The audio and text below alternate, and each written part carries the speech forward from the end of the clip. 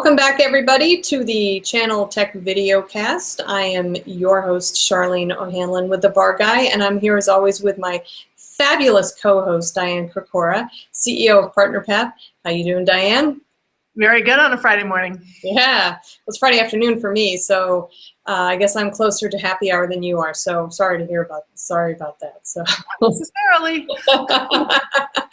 All right, so a little bit of news this week. We did have the Microsoft shakeup, and Stefan Elop was summarily ousted from the company, but that's not what we're here to talk about this week. Obviously, that has some channel implications as yet to be determined, but really what we are on about this week is the topic of uberization in the channel and the need for channel partners to kind of get a hold of this whole idea of uberization. So why don't I let you go ahead and jump in and get started with it? I mean, when you think of the term uberization, what do you think of as it pertains to the channel?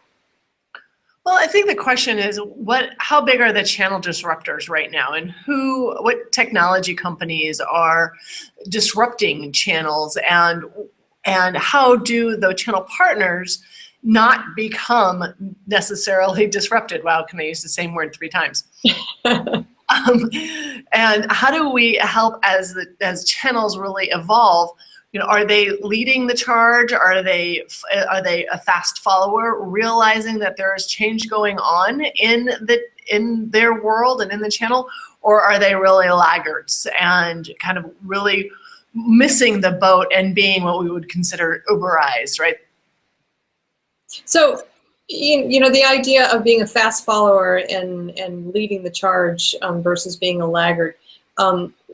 Where would you place your bet if you were looking at a channel partner who obviously is a laggard right now? Would you say you've got to be a fast follower, or you've got to be one who's leading the charge? Yeah, I think laggards right now are really, if they're not moving into fast follower, are going to miss the boat, or maybe they want to ride out the next 5 years of their life as an organization, wind it down, retire, buy that boat in Boca. But it really, if you're looking to keep up with what's going on in the technology industry, particularly as we move to managed services and cloud, you need to at least be a fast follower, and those that are really making money and being profitable are leaders, are really what we would consider driving the change, just to tie into that uberization idea. Gotcha. Okay. So, but you would think at this point right now the majority of folks are fast followers, or are we still very much in the laggard phase? We just did a study on this. Thank you for that. About 80% of them are still in the laggard stage. 80% of the solution providers that we talked to, and we did 240 solution providers throughout the United States, are still in that laggard stage and kind of in a wait and see, holding on to their traditional models, not even really moving towards an MSP model. It's still living in a resell model, and particularly hardware and software, and that's fine, and they'll still make good margins for that for several years to come. But the problem is when they decide to become a fast follower, that ship might have already sailed. And it sounds like they would have a lot more to do to become that fast follower, to kind of catch up with the rest of the industry. That really surprises me that 80% are still the laggards.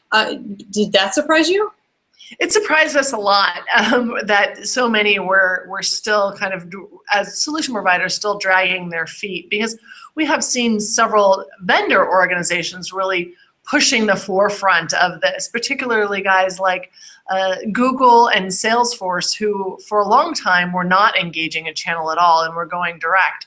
And then they adopted a channel in full force, really. Salesforce is a very large channel organization right now. And with that, really saw the opportunity for the solution providers to get on board and drive that change with their customers. But it really hasn't come to fruition as much as we had expected.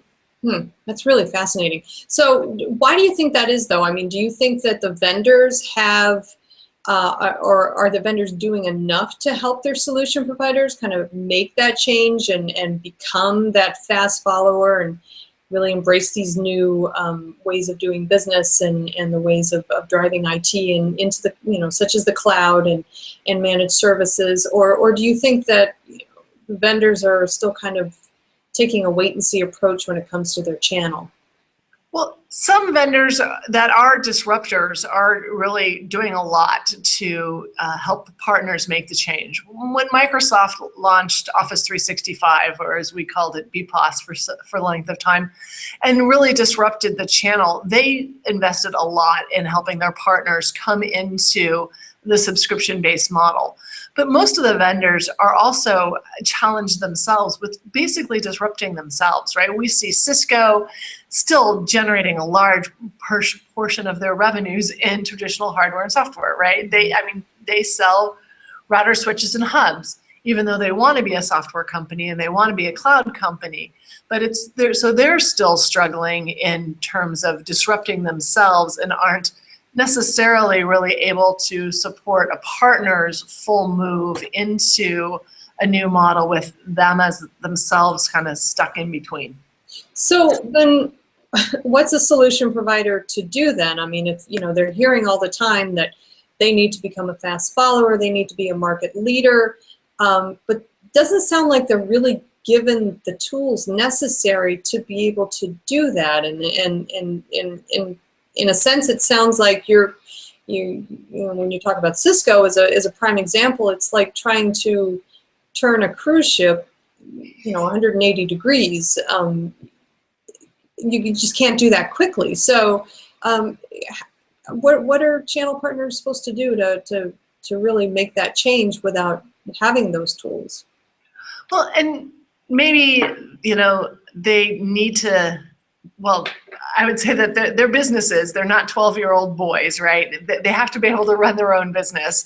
So I don't think the vendor's entirely responsible for helping the partner to shift, right? One of the ideas and one of the things that we often see is the partner blooming a new business model underneath their traditional model. So a lot of people call it business transformation, and we really call it business bloom, that they're creating this other kind of organization while they're still sailing the big ship. They're creating and driving a speedboat. Let's to continue that analogy, and still kind of having almost two organizations under one umbrella as they make that transformation, rather than just continue, trying to move everybody at the same time.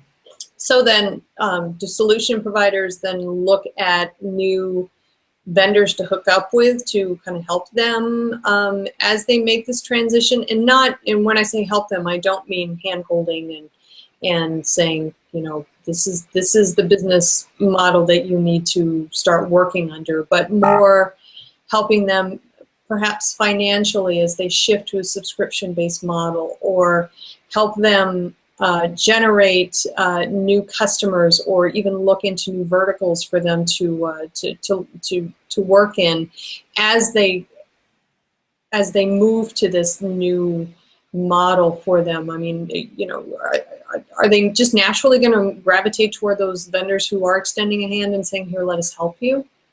Absolutely. I think you're right on with that. The partners that are interested in moving or even becoming a fast follower are looking for vendors that have technologies that fit in that have service business models that fit in that, and that have a way for the partner to make some profitability out of engaging with them, right? As a partner, you can't just go sell something if it's not going to generate a revenue stream for you and a profitability stream for you.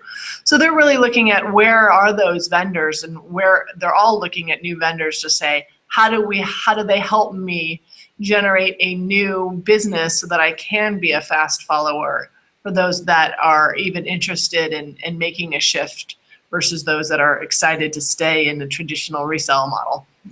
Right. So if a solution provider is moving down that path to be a fast follower from a laggard, do you guys have any thoughts on the time frame to accomplish something like that? I mean, how long does it normally take for a solution provider to make that shift?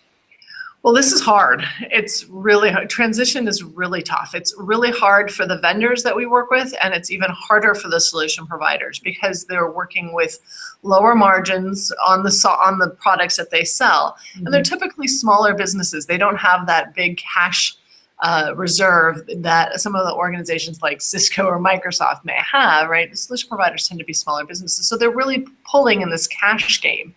And so the transition takes time, and we see that it's in 18 months, a year and a half, to almost 3 years, depending upon how big they were when they started kind of the shift and how much really cash that they had on hand to be able to make investments in new technologies and in new business models while their old revenue stream of the project base kind of went away.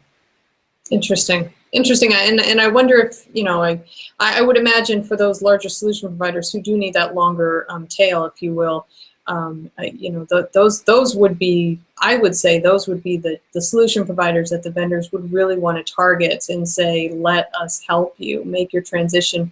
I imagine if they help them and they're successful, they will have a customer for life. Just my 2 cents.